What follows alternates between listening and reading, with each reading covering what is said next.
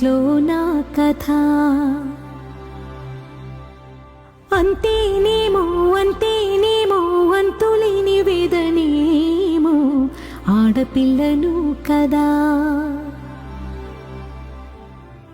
మళ్ళీ తిరిగి అడుగేసేది వచ్చిపోయే చుట్టూలానే.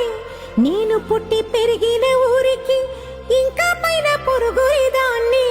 కట్టదాటి గంగ నేడు కంట పొంగెనే.